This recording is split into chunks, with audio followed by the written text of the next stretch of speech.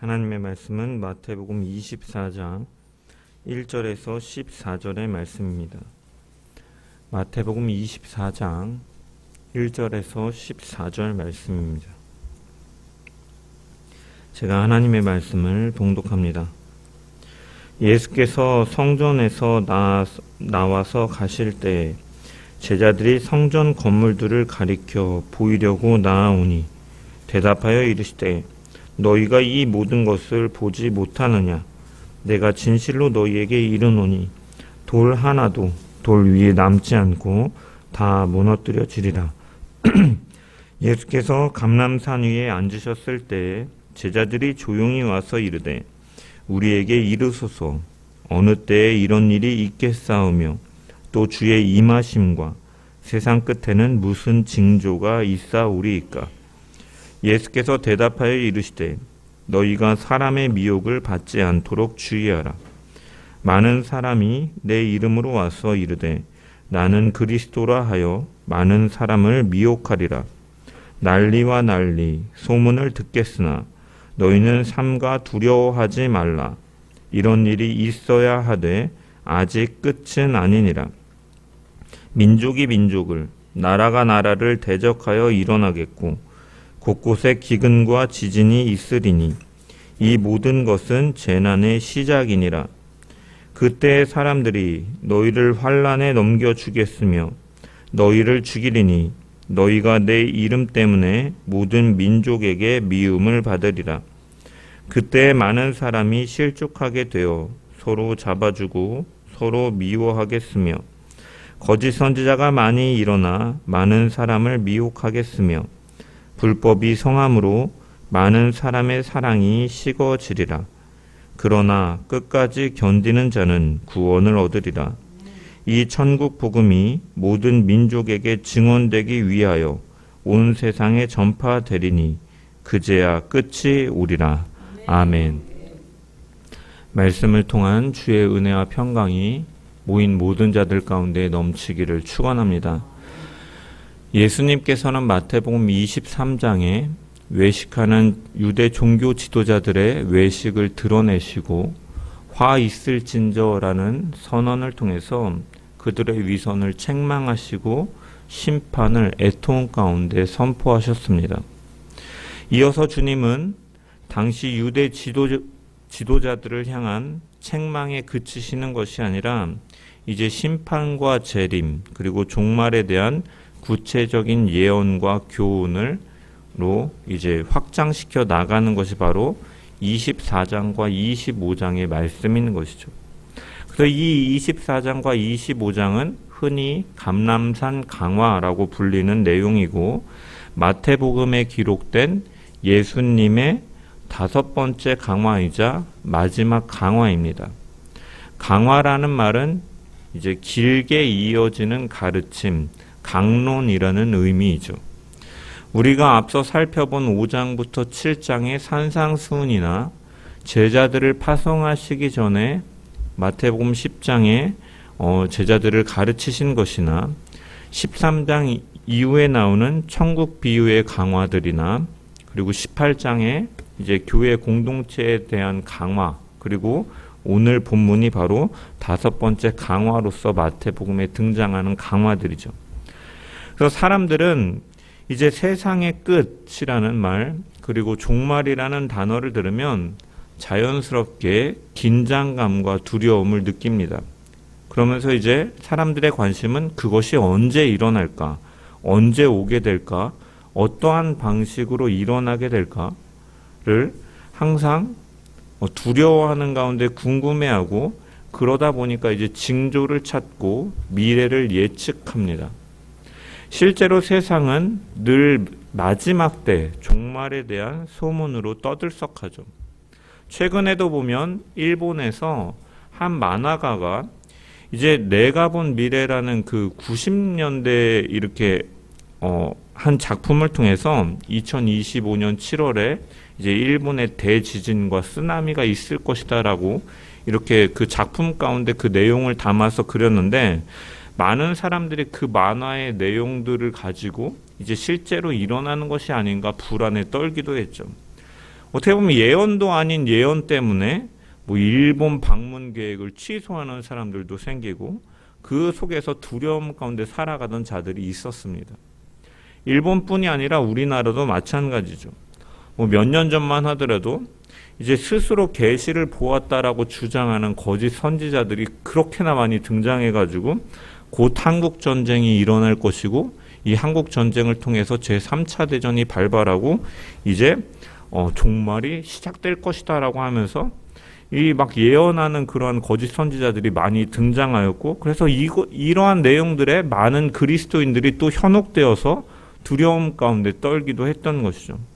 하지만 예수님께서 오늘 본문에 이제 종말에 대해서 마지막 때에 대해서 선포하시지만 이 본문이 우리에게 가르치시는 내용은 분명하다라는 거죠. 종말은 인간이 계산하는 것이 아니라 하나님의 주권적으로 이루어지는 사건 가운데 있는 것이고 우리는 이 마지막 때에 대해서 생각하되 그것이 일반적으로 언제 일어날 것인가 어떠한 현상으로 나타날 것인가에 대해서 관심을 두어야 될 것이 아니라 그 마지막 시대를 살아가는 제자들이 그리고 교회가 어떠한 자세로 이 마지막 때의 신앙을 지키며 살아가야 하는지 어떠한 시험과 미혹 가운데서도 믿음을 지켜야 되는지에 대해서 예수님께서는 강조하고 계시다라는 거죠. 어떠한 현상이 일어날 것입니까? 그 마지막 때에 어떤 일이 벌어질 것입니까? 무슨 징조가 있겠습니까? 라고 물을 때 주님께서는 특정한 시간과 그러한 일에 대해서 말씀하시는 것이 아니라 그 가운데서 어떠한 믿음으로 자세로 살아가야 되는지를 강조하시는 것이죠. 그러므로 마태복음 24장은 우리에게 두려움으로 주어지는 말씀이 아니라 오히려 소망과 확신을 주시는 말씀이다라는 것이죠. 주님께서 다시 오신다라는 약속은 이러한 무너지는 세상 속에서 흔들리지 않고 믿음을 굳건히 지키며 살도록 우리를 격려하시는 말씀인 것이죠. 그래서 우리는 오늘 본문의 말씀을 통해서 우리가 이 마지막 때를 살아가는 신앙인으로서 종말의 신앙으로서 다른 것이 무엇인가 또한 그 두려움이 아니라 인내와 깨어있음 그리고 복음에 대한 헌신으로 서고 결단하는 시간 되기를 주의 이름으로 간절히 축원합니다. 1절의 말씀을 보면은 예수께서 성전에서 나와서 가실 때 제자들이 성전 건물들을 가리켜 보이려고 나아오니 라고 기록되고 있습니다. 그래서 이 1절의 말씀을 통해서 이 예수님께서 하시는 감람산 강화가 주어지는 이 배경을 나타내고 있는 것이죠. 예수님께서는 고난주간 화요일에 예루살렘 성전에 들어가시고 유대 종교 지도자들과 각종 논쟁을 벌이시고 그와 연관된 교훈을 주신 이후에 다시 성전 밖으로 나아가서 이 가르침을 주고 계신 것이죠. 특별히 1절을 보면은 마태는 한 가지를 강조하고 있는데 뭐냐면 예수님께서 성전에서 밖으로 나가시는 것을 굉장히 강조하고 있습니다. 그래서 여기 보면 1절에 보면 성전에서 나와서 가실 때라는 말로 기록하고 있는데 한글 성경에서는 뭐 이제 건물 밖으로 나와서 이제 길을 가시다라는 다른 의미처럼 보이지만 사실 원문으로 보면요. 이 번역된 두 단어가 사실은 유사한 의미의 단어예요. 그러다 보니까 둘 중에 하나만 기록되어도 사실상 의미 전달에는 이상이 없는 문장입니다. 그래서 같은 내용을 기록한 마가 같은 경우에는 13장 1절에 보면은 예수께서 성전에서 나가실 때에 제자 중 한 사람이 하나가 이르되 라고 이렇게 기록하고 있습니다. 나가실 때라고 이렇게 했는데 마태는 이처럼 성전에서 떠나시는 예수님을 강조하기 위해서 이 나와서 가실 때라는 이 떠나시는 것을 의미하는 동사를 두 개나 사용함을 통해서 성전을 떠나시는 예수님의 모습을 강조하고 있는 것이죠. 실제로 예수님께서는 오늘 본문에 이 나가신 이후에 다시는 성전을 방문하지 않으시고 성전을 나오신 직후에 예루살렘 성전 파괴를 구체적으로 예고하고 계신 것이죠. 즉 그곳이 더 이상 하나님이 계시지 않으며 오히려 하나님의 심판을 피할 수 없는 장소로 전락해 버렸다라는 사실을 마태는 나와서 가신다라는 표현을 통해서 암시하고 있는 것이죠. 그리고 그 일은 실제로 예수님께서 십자가에 못 박혀 죽으심으로 인해 단번한 영원한 속죄의 제사가 드려졌기 때문에 더 이상 구약 시대와 같이 제사장이 백성들의 죄를 위해서 속죄의 제사의 필요성이 더 이상 필요가 없어지기 때문에 이 성전 파괴 사건은 또한 이러한 것들을 암시하고 있는 것이죠. 그래서 제자들은 성전을 가리켜 보이려고 나왔다라고 기록되어 있는데, 직역해 보면은 그의 제자들이 그 성전 건물들을 이제 예수님에게 보여주려고 나왔다라는 의미입니다.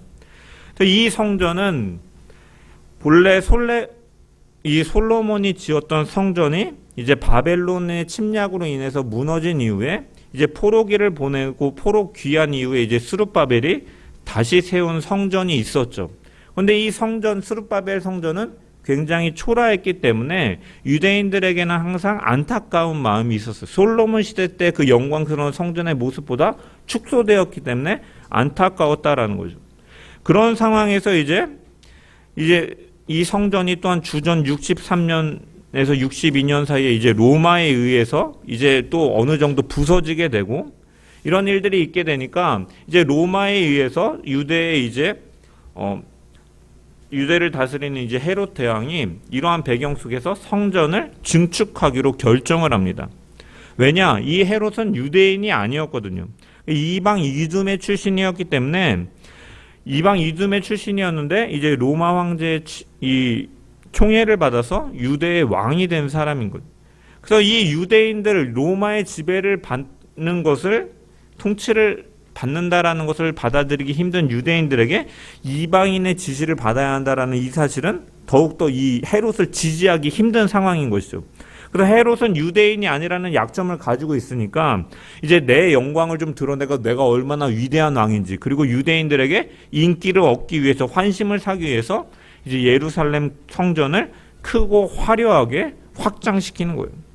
그래서 본문과 병행되는 누가복음 21장 5절에 보면 어떤 사람들이 성전을 가리켜서 그 아름다운 돌과 헌물로 꾸민 것을 말하였다라고 기록되어 있는데, 그만큼 화려하고 아름다운 큰 돌로 이렇게, 그리고 여러 가지 헌물들로 장식되어져 있는 성전이었던 거죠. 그래서 아름다운 돌이라고 번역된 헬라어를 보면 리도이스 칼로이스라는 말인데, 이건 큰 대리석을 가리키는 거고, 주로 큰 건축물을 사용할 때 기초와 기둥이 되는 돌을 가리키는 거예요. 그래서 유대 역사학자였던 요세푸스의 기록에 따르면은 당시 헤롯 성전에 사용된 이 대리석의 크기가 가로가 11m, 세로가 3.7m, 높이가 5.5m, 굉장히 큰 돌들이 사용되었다. 그래서 특히 성전 입구에 있는 돌은 높이가 12m나 되었다라고 기록되어 있는 거죠. 웅장한 크기의 건물이 이렇게 큰 대리석과 이런 들여지는 헌물과 황금들로 인해서 치장되어 있다는 사실은 굉장히 정말로 경외감이 들 정도로 아름다운 건축물이었던 것이죠. 그래서 성전이 완공되었을 때 사람들은 헤롯 성전을 보지 못한 사람은 건물을 보았다고 말하지 말라라는 말이 있을 정도로 당시의 세계에서 헤롯 성전은 가장 경이로운 건축물 중에 하나로 꼽히는 건물이었다라고 합니다. 그래서 헤롯 성전은 굉장히 오랜 시간 동안 지어졌는데, 요한복음 2장 19절에서 20절 말씀 보면 예수님께서 너희가 이 성전을 헐라 내가 사흘 안에 일으키리라 라고 말씀하셨을 때, 그 말씀을 들은 유대인들이 이 성전은 지어지고 있던 당시에요, 이 성전은 46년 동안 지어졌는데 네가 어떻게 3일 동안에 일으키겠냐라고 비아냥거리기도 했죠. 그래서 성경학자들의 연구에 따르면 이 성전이 이제 주전 20년부터 이제 주후 64년경까지 한 80년의 시간 동안 건설되어서 완공되었다라고 말합니다. 이처럼 정치적인 목적에 의해서 이 성전이 확장되어지고 화려하게 장식된 것이 바로 이 헤롯 성전인 것이죠. 그래서 유대인들에게 있어서 이 성전은요, 단순한 건축물이 아니라 어떻게 보면 민족의 긍지와 자부심이라고 할 수가 있고, 그래서 하나님의 임재와 상징의 의미를 갖고 있는 거죠. 그래서 우리가 일제치하의 그러한 그 아픔을 청산하기 위해서 조선 총독부를 무너뜨리고 김영삼 정권 때 경복궁을 다시 복원하고 그 앞에 대로를 이렇게 복원시키는 것도 민족의 긍지가 정체성이 거기에 담겨 있다라고 생각하기 때문이죠. 그러니까 제자들도 그 건물을 보면서 감탄하는 것이에요. 우리가 여행지를 가면은 이 멋진 건축물을 보면 감탄이 나오잖아요. 그 앞에서 사진도 찍게 되고 막 그러잖아요. 제가 인생을 살면서 그 외국에 나가본 적이 많지는 않은데 제가 신혼여행 때 프랑스를 갔어요. 아내가 다른 건 다 아껴도 신혼여행은 지금 좋은데 가고 싶다라 그래가지고 정말로 프랑스를 큰맘 먹고 갔습니다. 갔는데 거기서 이제 본 건축물이 굉장히 기억에 남아요. 뭐 에펠탑도 있고 뭐 개선문도 보았지만 제가 그 프랑스 북서부 쪽에 그 몽쉘 미셸이라 그래가지고 그 유네스코 세계유산으로 지정된 곳인데 이 만조시에는 이제 물이 주변에 차가지고 섬처럼 돼요. 근데 이제 그 돌산 같은 자그마한 산에다가 이제 옛날에 이제 그 미카엘 천사가 거기에 계시를 거기에 내려가지고 그 당시에 이제 이 사람들이 수도원을 거기다 세웁니다. 수도원 세우고 나중에 뭐 감옥으로도 사용되어지기도 하는데 가보면은 정말 그 섬도 바위섬이어가지고 그 건물과 하나 되어서 정말 큰 웅장한 성처럼 진짜 성체처럼 보이더라고요. 그래서 제가 그것을 한참 동안 보면서 와 이런 곳이 있구나 정말 감탄하고 제가 기억에 남기기 위해서 그 몽쉘미셸 그 퍼즐을 가지고 와갖고 아내한테 맞추라고 시켜가지고 액자에다가 붙여놓기도 했어요. 그래서 이러한 대단한 건축물을 보면 감탄이 나온다라는 거죠. 그래서 제자들도 성전을 보면서 주님 보시옵소서 얼마나 아름답습니까? 하고 감탄하는 것은 너무나 자연스러운 상황인 것이에요. 그런데 예수님께서 그렇게 감탄하고 있는 그들에게 놀라운 말씀을 하시는 거죠. 2절에 보면 뭐라고 말씀하십니까? 그 제자들의 말에 대답하여 이르시되 너희가 이 모든 것을 보지 못하느냐? 내가 진실로 너희에게 이르노니 돌 하나도 돌 위에 남지 않고 다 무너뜨려지리라. 제자들이 자랑스럽게 여기고 있는 그 성전이 눈에 보이는 그 영광이 한 돌도 돌 위에 남지 않고 다 무너지게 될 것이다 라고 예고하시는 것이죠. 실제로 이 예언은 주 70년 로마 장군 디도에 의해서 디도가 예루살렘을 함락시키면서 이제 성전이 완전히 파괴되어서 성취되었다라고 말을 합니다. 그래서 화려한 성전이 사람들이 보기에는 굉장히 장엄하고 아름답게 보였지만 거기다가 하나님의 임재의 상징으로서 그들은 긍지로 여겼지만 예수님께서는 그곳이 무너지리라라고 말씀하고 계시는 것이죠. 왜냐? 당시의 헤롯 성전은 온갖 비리가 성행하였던 곳이고 위선과 종교 형식만이 남아있던 곳이기 때문에. 그래서 주님은 만민이 기도하는 집이라고 말씀하셨지만 그들은 자신의 부를 들리기 위해서 남을 속이고 장사하는 곳으로 강도의 소굴로 만들어버린 것이죠. 종교 지도자들은 이런 것들을 묵인하면서 이득을 취하고 신앙이 아닌 종교적인 껍데기만 남아있는 상황, 신앙을 지킨다고 하지만 오히려 하나님을 대적하고 이러한 상황 속에서 주님은 분노하시고 그것에 대해 무너지게 될 것이고 새 성전이 세워지게 될 것을 예고하시는 것이죠. 그래서 예수님께서 예언하신 성전의 파괴는 성전이 본질에서 벗어나 우상화되고 제사가 형식화되어서 우상 숭배나 다름없이 변질되었기 때문에 그 공의로우신 하나님은 그것을 멸하시기에 주저하지 않으시는 분이다라는 선언인 것이죠. 이 말씀을 듣는 제자들의 마음은 어땠을까요? 아마도 굉장히 놀라운 충격으로 다가왔을 것이죠. 왜냐하면 성전이 무너진다라는 것은 어떻게 보면 자신들의 긍지나 자부심이 사라지는 것과 같고 하나님이 그들과 함께하지 않는 것처럼 느껴질 수 있기 때문인 것이죠. 그렇지만 예수님께서 성전이 무너진다라고 말씀하시는 것은 단순히 절망만을 위해서 말씀하시는 것이 아니죠. 그 성전이 무너짐으로 인해서 이제는 더 이상 어떠한 건물에 의존하는 신앙이 아니라 예수 그리스도 자신이 참 성전 되신다라는 진리를 드러내고 계시는 것이죠. 다시 말해서 하나님은 건물 안에 갇혀 계신 분이 아니시라 예수 그리스도를 통해서 어디서든지 참되게 예배하는 백성들을 찾으신다라는 것이죠. 그러므로 제자들은 성전의 무너짐을 예고하시는 그 예수님의 말씀 앞에 그들은 새로운 신앙의 눈을 열어야 됐던 것이죠. 우리도 이 말씀에서 우리는 깨달음을 얻을 수가 있는 거죠. 그 눈에 보이는 화려함과 위엄과 장대한 것들이 사라져버리는 것을 예수님께서 예고하신 것처럼 그것들을 우리가 인생 가운데 경험하게 될 때 우리는 그러한 상황 속에서 우리는 무엇을 의지해야 되는가를 다시금 깨달을 수가 있는 것이죠. 그러한 아무리 우리가 의지하고 자랑할 만한 것들, 위험이 있는 것들, 장대한 것들이 있다 할지라도 그것들은 영원할 수가 없고 무너질 수밖에 없으며 오히려 우리는 그러한 것들을 통해서 영원히 무너지지 않는 주님께 더 가까이 나아가야 됨을 우리는 바라봐야 되는 것이죠. 오늘날의 성전은 무엇입니까? 바울은 고린도 교회 성도들을 향해서 고린도전서 3장 16절에 너희는 너희가 하나님의 성전인 것과 하나님의 성령이 너희 안에 계시는 것을 알지 못하느냐라고 말씀하고 계시죠. 성경은 예수 그리스도를 주로 고백하는 믿음을 가진 자들과 그 모임이 성전이라고 말씀하고 있다라는 것이죠.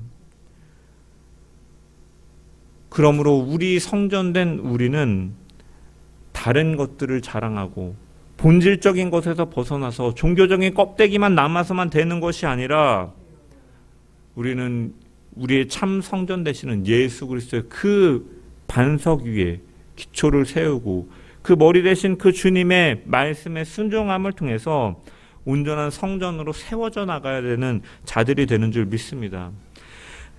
사람의 눈에 보이는 영광들은 지나가고 무너지고 맙니다. 아무리 육체의 건강을 자랑하는 사람도 결국은 그 건강은 나이가 지남에 따라 약해지게 마련이고 많은 부를 자랑하던 사람도 시간이 지남에 따라서 그 부를 잃는 것들도 많이 있죠. 권력이라든지 건물이라든지 재물이라든지 명예라 같은 것들도 다 지나갑니다. 몇 년 전에 대통령이 되어서 큰 위엄을 가지고 있던 자도 지금은 부부가 구치소에 갇혀서 조사를 받고 있는 이러한 상황. 어떻게 보면 이 땅에 있는 것들은 영원하지 않다라는 것이죠. 하지만 참으로 영원한 것이 있는데 바로 하나님 자신이 영원하시고 또한 그리스도가 영원하시며 그분 안에서 주시는 구원은 영원한 줄 믿습니다.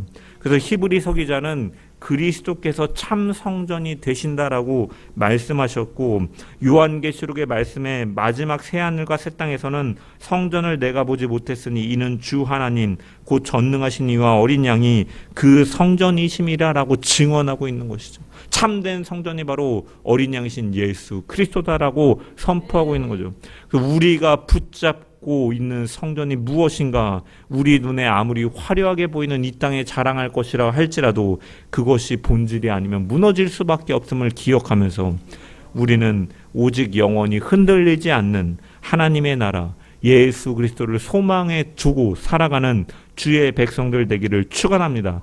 그러므로 마지막 때를 살아간다라는 것은 무너질 것에 소망을 두는 것이 아니라 영원한 것에 우리의 마음을 두는 삶인 줄 믿습니다. 눈에 보이는 것은 잠깐이요 보이지 않는 것은 영원함이라는 고린도후서의 말씀과 같이 우리의 믿음이 영원한 나라 무너지지 않는 그리스도께 늘 향해 있는 주의 백성들 되기를 주님의 이름으로 간절히 축원합니다. 예수님께서 성전이 무너지실 것이다 라고 말씀하시자 그 말씀을 들은 제자들은 큰 충격을 받습니다. 그래서 3절에 보면 그들은 나와서 예수님께 묻고 있죠. 예수께서 감람산 위에 앉으셨을 때 제자들이 조용히 와서 이르되 우리에게 이르소서 어느 때에 이런 일이 있겠사오며 또 주의 임하심과 세상 끝에는 무슨 징조가 있사오리이까. 제자들은 성전 파괴 예고를 들으면서 그 성전 파괴와 곧바로 종말을 연결시켜서 생각하고 있습니다. 그만큼 성전이 무너지는 일은 유대인들에게 세계가 무너지는 것과 같은 의미였기 때문이죠. 그래서 그러면서 그들은 예수님에게 두 가지를 묻죠. 첫 번째로는 어느 때에 이런 일이 벌어지겠습니까? 그리고 어떤 그날에 어떤 징조가 일어나겠습니까? 어느 시간에 일어나겠습니까? 무슨 일이 일어나겠습니까? 라고 묻고 있는 것이죠. 그래서 그들은 언제 있을 것인지 어떤 일이 벌어질 것인지 시기와 현상에 대해서 관심을 갖고 있는 것이죠. 하지만 예수님께서는 그러한 시기와 어떠한 현상에 대해서 먼저 말씀하시기보다는 그러한 그들이 취해야 될 자세에 대해서 관심을 두고 말씀하고 계신 거죠. 그래서 4절에 보면은 예수님께서 대답하여 이르시되 너희가 사람의 미혹을 받지 않도록 주의하라라고 말씀하십니다. 주님은 날짜를 주시는 것이 아니라 제자들이 지금 당장 붙잡아야 될 태도에 대해서 말씀하고 계신 거예요. 왜 주님은 왜 이 말씀을 가장 먼저 하시는가? 사람들은 마지막에 대해서 말하면 두려움과 긴장을 일으키기 때문에 늘 그래서 그 시기와 그 어떤 현상, 표적에만 관심을 두고 표적과 징조에만 눈을 돌리기 때문이죠. 우리도 역시 그러한 경우들이 많이 있죠. 뉴스를 보다가 어떤 현상이나 막 재난을 접하면 사람들은 이게 종말의 때가 아닌가, 마지막 때가 아닌가, 지구 멸망하는 거 아니야, 뭐 이런 것에 관심을 둔다라는 거예요. 초대교회 때부터 역사 전반에 걸쳐서 사람들은 이 두려움과 표적과 징조에 이 관심을 가졌고 이러한 점들을 들여서 많은 거짓 선지자들과 메시아들이, 자칭 메시아들이 끊임없이 등장하는 것을 역사적으로 보게 되죠. 그래서 오늘날에도 자신들이 특별한 계시를 받은 사람이다, 뭐 보혜사다, 뭐 재림예수다라고 하면서 한국에만 80명이 있다라고 할 정도니까 미혹하는 자들이 있다라는 것이죠. 하지만 예수님께서는 마지막 때를 말씀하시면서 우리가 마지막 때를 살아가는 우리가 바라봐야 될 것은 그러한 뭐 두려움이나 소문에 따라서 징조나 시기에 관심을 둘 것이 아니라 우리는 하나님의 말씀에 기준을 두어야 된다라고 말. 미혹되지 말라. 너희는 무엇에 관심을 두라? 하나님의 말씀에 기준을 두라라는 거예요. 표적보다 중요한 것, 징조보다 중요한 것은 너희가 그 가운데서 그 마지막 때에 살아가는 너희가 정말로 하나님의 말씀이 내 안에 선포되어지고 그 말씀에 순종하면서 그 말씀이 너희의 삶 가운데 열매 맺는지에 대해서 관심을 갖고 살으라라고 말씀하고 계신 것입니다. 그래서 예수님께서는 아무도 너희를 미혹하지 않도록 주의하라라고 말씀하시는 것이죠. 그래서 여기 쓰인 헬러 플라나우는 단순히 속이다라는 정도의 말이 아니라 길에서 벗어나게 하다, 방향을 잃게 하다라는 뜻을 가진 말이에요. 그러니까 이 마지막 때를 살아가는 때 가장 큰 위기는 나쁜 소식을 듣는 것, 어떤 현상을 바라보는 것이 아니라 너희가 그러한 두려움으로 인해서 말씀에서 벗어나 길을 잃고 중심에서 벗어나는 것이 정말 위험한 일이다. 너희는 하나님의 말씀이 정말 내 안에 선포되어지고 말씀에 순종하는 삶을 살아라라고 예수님께서는 강조하고 계신 것이죠. 우리가 아무리 길을 빨리 달려도 방향이 잘못되었다면 그것은 헛수고에 불과합니다. 신앙도 마찬가지죠. 아무리 열심히 있고 아무리 뜨겁다 해도 말씀이 아닌 다른 방향을 따라가게 되면 결국 하나님 나라와 정반대로 가게 되는 것이죠. 그래서 우리의 표대는 언제나 말씀이 기준이 되어야 되는 것이에요. 그래서 시편 119편의 시편 기자는 끊임없이 고백하는 거예요. 주의 말씀은 내 발의 등이요 내 길에 빛이니이다. 내가 주의 법을 어찌 그리 사랑하는지요. 그것이 종일 나의 묵상이니이다. 이 마지막 때에 더 혼란하고 미혹하는 시간일수록 우리는 그러한 거짓 뉴스와 선동에 혼란스러워하며 혼동되어져 가는 것이 아니라 오히려 그러할 때일수록 우리는 말씀을 붙잡고 그 마지막만을 바라보면서 사는 것이 아니라 하나님께서 허락하신 오늘이라는 시간 속에서 말씀이 정말로 내 삶 가운데 울림 있게 선포되어지고 그 말씀을 순종하며 살아가고 있는가를 우리가 점검하면서 오늘의 하루를 그리스도 안에서 승리하며 살아감을 통하여 승리를 보장받는 복된 주의 백성들 되기를 주님의 이름으로 간절히 축원합니다. 이어서 예수님께서는 7절과 8절에 보면은 민족이 나라가 나라를 대적하여 일어나겠고 곳곳에 기근과 지진이 있으리니 이 모든 것은 재난의 시작이니라 라고 말씀하십니다.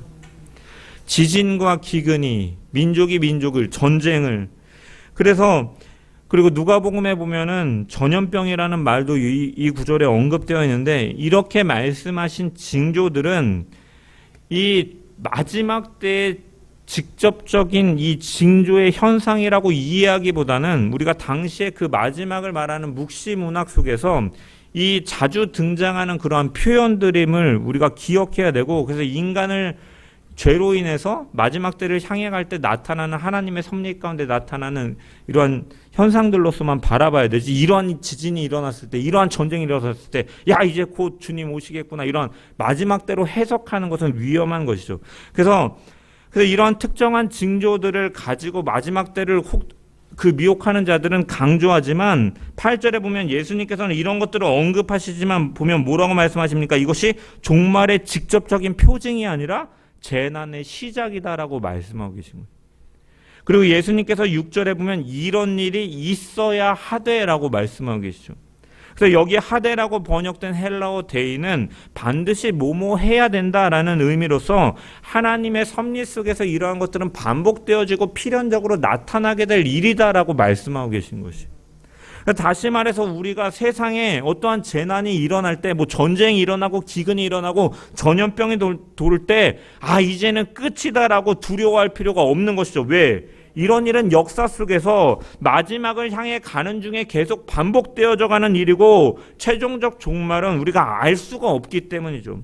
따라서 우리는 이러한 단편적인 현상들을 통해서 마지막 날이 이만에 만에 그러한 두려움에 빠지는 것이 아니라 그 징조는 상징적인 의미로서 받아들이고 그런 일들을 통해서 우리는 무엇을 고백해야 됩니까? 하나님의 섭리 가운데 역사는 흐르고 있고 결국 하나님의 말씀하신 것처럼 언젠가 그 끝은 있을 것이다라고 받아들이는 가운데 우리는 불안해하는 것이 아니라 언제나 그 주권을 인정함 속에서 하나님에 대한 말씀의 기준을 두고 그 말씀이 주시는 소망과 확신을 갖고 담대함으로 또한 그 안에서 주시는 주님께서 주시는 평안함과 확신으로 살아가야 되는 것이죠. 세상의 소리는 우리를 점점 더 두려워하게 하지만 말씀은 우리를 굳게 하는 것이죠. 우리가 걱정보다 우리는 기도를 많이 해야 되는 사람들인 거죠. 걱정은 우리를 약하게 만들지만 기도는 하나님께 우리의 짐을 내려놓음을 통해서 우리를 강하게 하는 것이죠. 그래서 바울은 빌립보 교회 성도들을 향해서 빌립보서 4장 6절에서 7절 말씀에 아무것도 염려하지 말고 다만 모든 일에 기도와 간구로 너희 구할 것을 감사함으로 하나님께 아뢰라. 그리하면 모든 지각에 뛰어난 하나님의 평강이 너희 마음과 생각을 지키시리라라고 말씀하고 있습니다. 그래서 우리가 이 마지막 때 그런 징조들이나 그런 현상들을 보면서 하나님의 섭리 속에서 역사는 흘러가고 있구나라는 것을 기억하면서 우리는 그 가운데 하나님의 그 약속하신 그 말씀대로 이루어져 가고 있구나를 생각하며 말씀과 기도로 끝까지 신앙을 지키며 오늘을 살아가는 주의 백성들 되기를 주님의 이름으로 간절히 축원합니다. 예수님께서는 이어서 9절부터 12절의 말씀을 보면 그때 사람들이 너희를 환난에 넘겨주겠으며 너희를 죽이리니 너희가 내 이름 때문에 모든 민족에게 미움을 받으리라. 그때 많은 사람이 실족하게 되어 서로 잡아주고 서로 미워하겠으며 거짓 선지자가 많이 일어나 많은 사람을 미혹하겠으며 불법이 성함으로 많은 사람의 사랑이 식어지리라라고 말씀하십니다. 이 말씀은 오늘날 우리의 모습과 놀랍게 닮아있죠. 믿음을 고백한다라는 이유로 조롱당하고 멸시받는 경우들이 있죠. 또한 교회를 떠나거나 신앙을 포기하는 사람들도 생깁니다. 세상은 점점 더 차갑게 변하고 불법과 무관심이 성행하는 시대 속에서 살아가고 있죠. 이러한 시대 속에서 예수님께서는 시험과 환난 속에서도 끝까지 붙들 것을 명령하고 계신 것이죠. 13절에 보면 그렇게 되겠지만 그러한 징조들이 계속해서 나타나겠지만 너희는 그러나 끝까지 견디는 자는 구원을 얻으리라라고 말씀하시죠. 마지막 때를 살아가는 성도의 신앙은 화려한 것이 아닙니다. 특별한 능력을 갖거나 거대한 표적을 보고 어떠한 특별한 계시를 보는 것에 있지 않다라는 것이죠. 하나님의 섭리를 인정하는 가운데, 주권을 인정하는 가운데 공의가 불법이 성행하며 공의로부터 멀어져 가고 사랑이 아닌 무관심과 냉대가 가득한 시대 속에서 우리는 하나님의 공의와 정의를 세워나가며 하나님의 사랑에 드러내는 가운데 긍휼과 섬김을 통해서 하나님의 사랑을 나타내는 끝까지 견디는 그 신앙이 바로 끝까지 믿음을 붙들며 살아가는 것이고 그 마지막 때를 살아가는 성도의 신앙인 줄 믿습니다. 우리가 꼭 붙잡아야 될 핵심은 우리의 신앙의 중심이 어디에 있는가이죠. 세상이 아무리 흔들리고 사람들의 조롱과 박해가 몰려온다 할지라도 우리의 중심이 주님 안에 있다면 우리는 끝까지 설 수가 있는 것이죠. 왜냐? 우리의 신앙은 우리의 힘으로 지키는 것이 아니라 하나님께서 붙들어 주시고 말씀을 통해 깨닫게 하시고 성령을 통해 조명하시고 인도하시기 때문입니다. 그리고 하나님께서 붙들어 주신다라는 사실은 단순히 넘어지지 않도록 지켜주신다라는 의미를 넘어서서 시험과 박해 속에서도 우리의 신앙을 성장시키시고 믿음이 더 깊어지게 하시는 줄 믿습니다. 그래서 우리는 이 말씀들을 통해서 우리가 기억해야 될 것은 단 하나이죠. 우리의 눈과 마음이 세상에 머물러서는 아니 되며 우리의 신앙이 언제나 영원한 참 성전 되시는 예수 그리스도께 그 중심을 두라라는 것이 이 오늘 본문의 핵심인 것이죠. 그럴 때 우리는 세상이 흔들려도 흔들리지 않고 박해와 어려움 속에서도 흔들리지 않고 끝까지 견디며 믿음을 지킬 수 있는 줄 믿습니다. 그 끝까지 견디는 삶 속에서 하나님께서 주시는 평안과 구원, 하나님의 영광을 경험하는 복된 자들 되기를 주의 이름으로 간절히 축원합니다.